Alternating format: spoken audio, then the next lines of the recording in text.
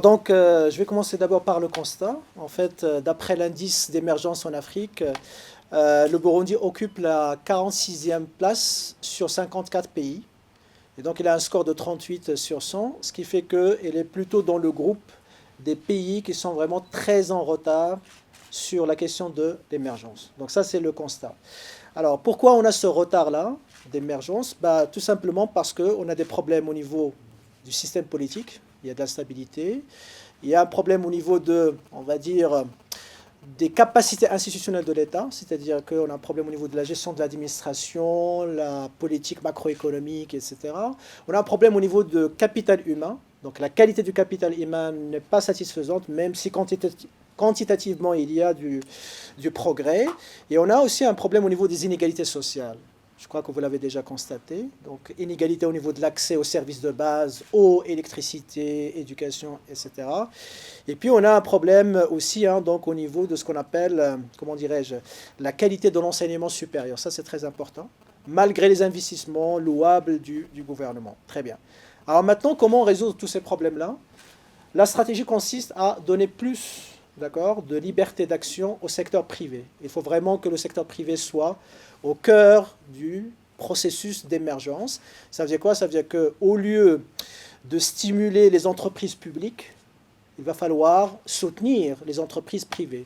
Que ce soit les micro-entreprises, les petites et moyennes entreprises, il faut vraiment qu'il y ait un climat d'affaires dans lequel ils peuvent s'exprimer librement, leur réduire la pression fiscale, l'harcèlement réglementaire, et bien évidemment, donc améliorer la qualité des prestations de l'administration, c'est-à-dire ce qu'on appelle l'amélioration de la qualité de la gouvernance, notamment la réduction de la corruption. Donc, il faut que le secteur privé soit l'acteur principal. Ça, c'est vraiment la philosophie de la stratégie. Deuxième chose, donc, pour que ce secteur privé soit efficace, eh bien, il faut leur donner les moyens. C'est quoi les moyens?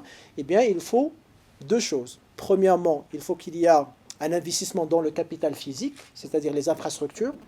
Je sais qu'il y a des efforts, etc., qui ont été faits, mais ce n'est pas suffisant. Donc, si je vous donne un chiffre, par exemple, et vous le savez certainement, sur les 12 km de route qui existent au Burundi, 11% seulement, pardon, 7% seulement qui sont goudronnés. Donc vous imaginez la quantité de travail qui reste à faire, bien évidemment. Après, donc, quand on dit capital physique, infrastructure, il faut aussi penser à quoi? À l'entretien. Il ne suffit pas de construire une route, un aéroport, etc. Il faut l'entretenir. Sinon, tout l'investissement il sera perdu et on sera obligé de recommencer à zéro. Vous comprenez? Donc, améliorer la quantité et la qualité des infrastructures. Donc, ce qu'on appelle le capital physique. Mais ce n'est pas suffisant. Parce que parfois, on peut construire les aéroports, etc.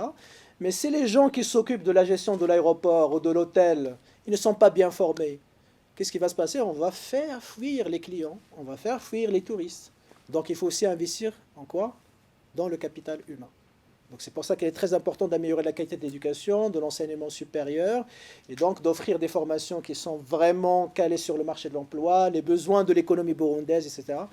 Par exemple, juste entre parenthèses, donc si on veut développer l'agriculture au Burundi, est-ce que c'est logique de continuer toujours à former des fonctionnaires? Est-ce que ce sont les fonctionnaires qui vont labourer? Bien évidemment, donc il faut, si on veut se positionner sur l'agriculture, il faut développer par exemple des lycées agricoles.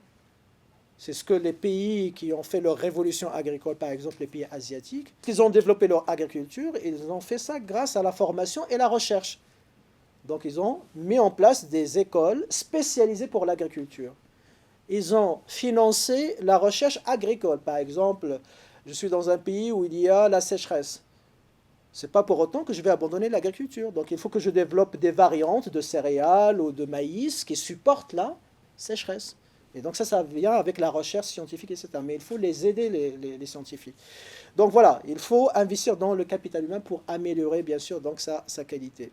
Mais parallèlement à ça, il faut aussi améliorer le cadre réglementaire et le cadre légal. C'est très important parce que les investisseurs, le Burundi ne pourra jamais s'en sortir tout seul. Il faut attirer les investisseurs étrangers. Et ça ne veut pas dire qu'on doit, en tant que Burundais, renoncer à notre souveraineté. Au contraire. Donc lorsqu'ils vont venir, on va mettre en place un cahier de charges. Voilà, vous voulez gagner tant d'argent, mais vous devez me créer tant d'emplois. Je vous donne un exemple, l'expérience marocaine. Vous connaissez le port Tanger-Med, je ne sais pas si vous avez déjà entendu parler. Donc d'abord, à l'époque, c'était une région qui était pauvre. Il n'y avait pas d'emploi, etc.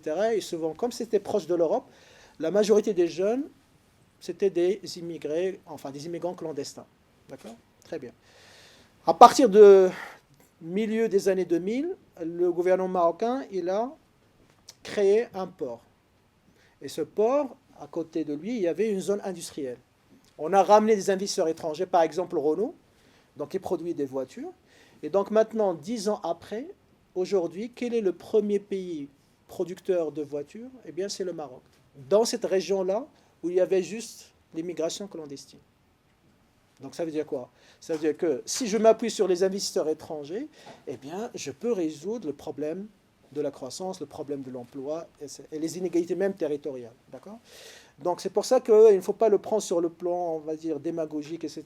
Ouais, c'est une question de souveraineté. Non. Il faut s'ouvrir sur le monde, bien sûr, profiter des expériences des autres. Et pendant que j'apprends le métier, comme on dit, pendant que je profite de leur investissement, eh bien, je développe mes propres investissements. Et après, dans 15 ans, 20 ans, je vais devenir autonome. C'est vrai ou pas? C'est comme la Chine. La Chine, s'il a dit, ou s'il a fait le même raisonnement, bah écoutez, bon, moi, je ne vais pas ouvrir le marché aux investisseurs étrangers, est-ce qu'il serait aussi développé qu'aujourd'hui? Bien sûr, c'est impossible. Donc, il faut s'ouvrir sur l'investissement étranger. Mais pour que l'investisseur étranger accepte d'investir au Burundi, qu'est-ce qu'il faut? Mettez-vous à leur place. Il faut qu'il soit confiant, n'est-ce pas?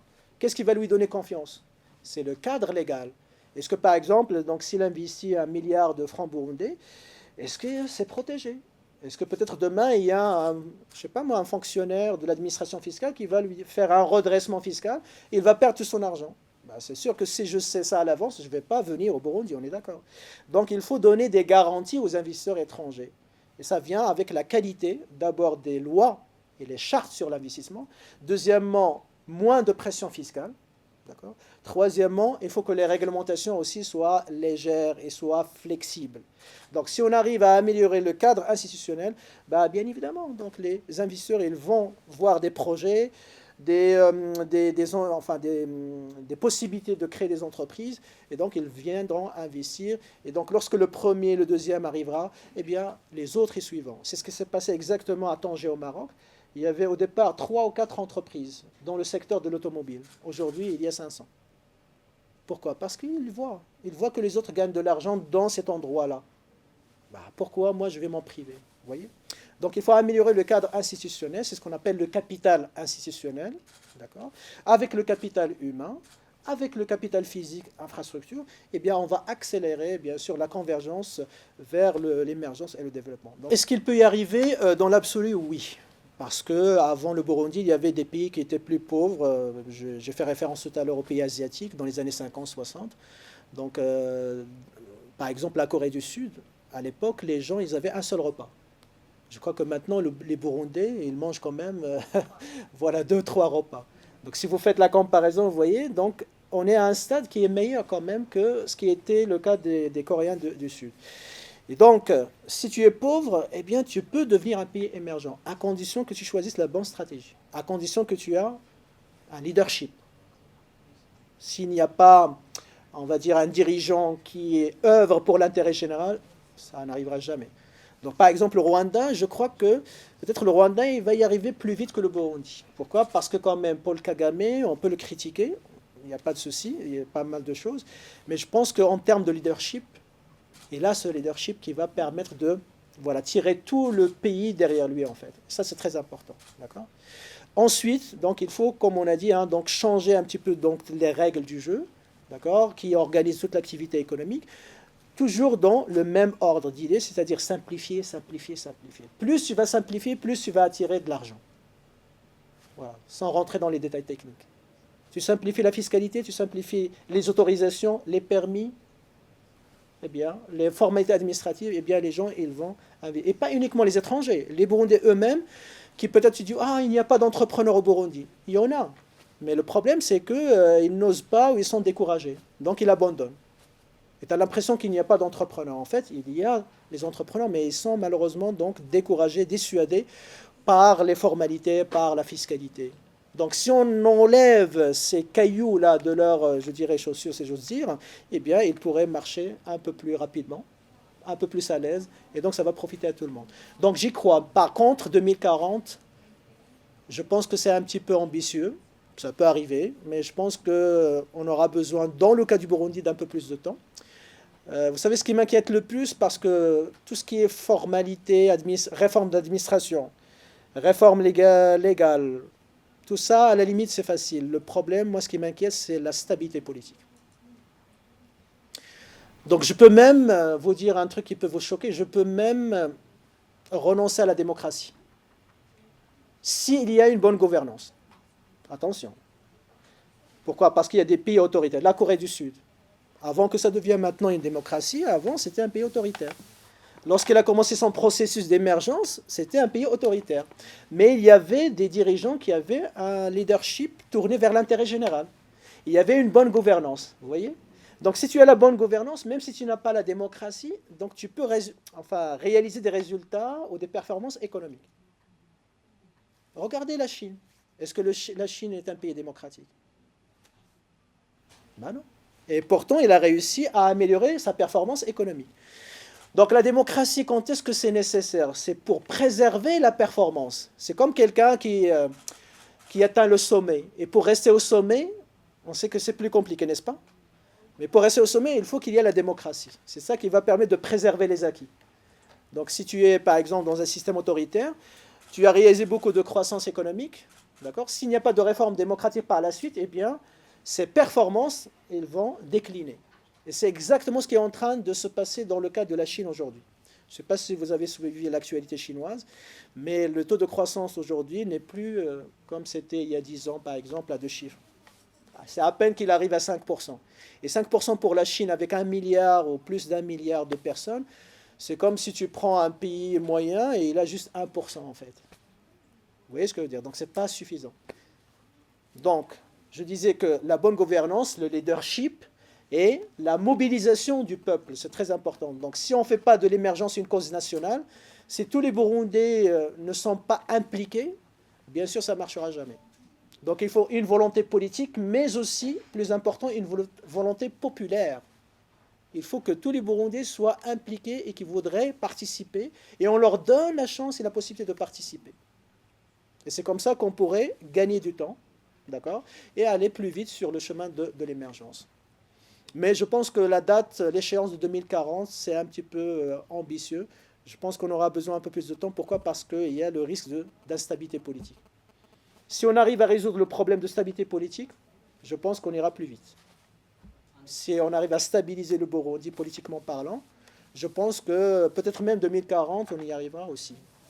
Mais je crois que ça demande du temps, le dialogue national. Surtout, il faut faire un travail de réconciliation, je pense, pour prévenir les risques d'instabilité sociale ou politique par la suite. Alors ça, c'est un grand débat entre les économistes, c'est-à-dire qu'il y a une première école qui dit en fait que la démocratie, elle est nécessaire et suffisante pour l'émergence et le développement. Et puis il y a une deuxième école qui dit que ce n'est pas nécessaire, et donc il donne l'exemple des pays asiatiques, la Chine, Corée du Sud, Vietnam, etc. Voilà. Donc moi, je pense que ça dépend de l'horizon temporel. C'est-à-dire que si je me situe à court terme, bah, peut-être que la démocratie, ça peut être plus un obstacle qu'un facilitateur. Pourquoi? Parce que si tu veux avoir des résultats rapidement, tu sais, la démocratie, les gens ne sont pas toujours d'accord. Ils ont la liberté d'expression, ils sont au Parlement, et il peut te bloquer une réforme, il peut te bloquer une loi, etc. Et donc, on peut rester palabré pendant longtemps. Et donc, pendant ce temps-là, on n'avance pas, on est d'accord. Donc c'est dans ce sens-là que les gens ils disent, enfin les chercheurs ils disent que la démocratie ça peut ralentir les réformes et donc ça peut ralentir l'émergence et la conversion vers le développement. Mais une fois on a dépassé ce court terme, après si on veut consolider cette croissance économique, cette richesse, etc., il va falloir la démocratie. Sinon, les résultats positifs que tu as obtenus à court terme, ils peuvent être remis en cause à moyen et à long terme. Parce qu'il va y avoir de l'instabilité politique et de l'instabilité sociale. Et donc, tu vas perdre un petit peu les avantages du court terme. Vous voyez, donc ça dépend, est-ce qu'on se situe à court terme ou à long terme. Donc, la démocratie n'est pas nécessaire à court terme, mais elle est indispensable à moyen et à long terme.